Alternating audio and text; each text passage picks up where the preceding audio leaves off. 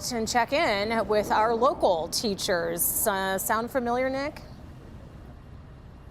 It certainly does. It's interesting. We talk about the mental health of the students on their Zoom and GoTo and Google Hangout classes. We talk about how difficult it is for us parents trying to navigate and remember how to teach third grade math, which, by the way, I'm not very good at. But we rarely, as you mentioned, talk about the teachers. So we went out and talked to Metro Detroit teachers from all over the area, from the inner city to the suburbs, and all of them said the same thing. It is a daily struggle. I don't want to just sit here and complain, but this is the reality of virtual teaching, and I feel like I'm failing and letting these kids down, and they're not learning, and they're so behind. It is unfortunate the new normal this pandemic has forced also includes this. Teachers stressed and second-guessing themselves, not just on social media. It's going to wear on us teachers. There is definitely teacher fatigue. But at home, too. I question everything I do and if I'm doing it right. This year marks Heather Chase's 26th year of teaching, but this year feels like the first. I sit in my classroom and there have been times I just sit there and cry because it's like, I'm not doing enough, but I feel like I'm doing so much. I'm working so hard. There are so many challenges with virtual teaching, starting with the technology, videos not loading, kids on mute, breakout rooms not working, the list continues.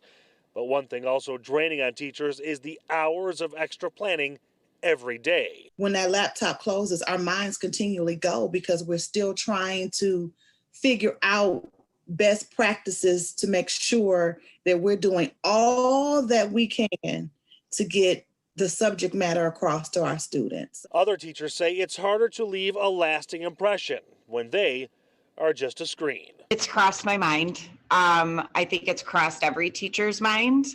But I think that we have to allow, in our Google Meets, we have to allow time for those conversations. One of the biggest concerns is students' mental and emotional health. In a classroom, teachers can catch things early, and peers can too. Even at the high school level, you have students who walk in, and even if they're not friends with each other, they will notice that, hey, you're having a bad day.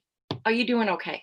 What's going on? And they'll have that conversation before class. Sixth grade science teacher Tara Ford says she leaves time for kids to socialize. I do give them times to do breakout rooms. It's guided, but as much possible letting them talk to each other that they normally would do in the classroom. But the one thing every teacher has in common, no matter how strange the method is, they'll always be there. Remember that just because we're not together does not mean that we're not here to help.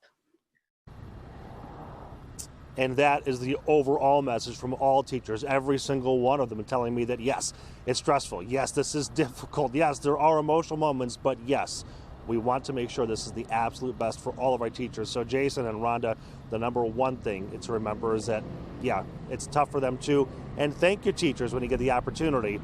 Maybe a Christmas gift might be nice this year. Absolutely. So thankful for our teachers. And also, Nick, I mean, many of those teachers are parents too. So what parents are going through trying to teach their kids remotely, the teachers have it double. Yep. The double whammy, so to speak. Wow. Thank you, Nick.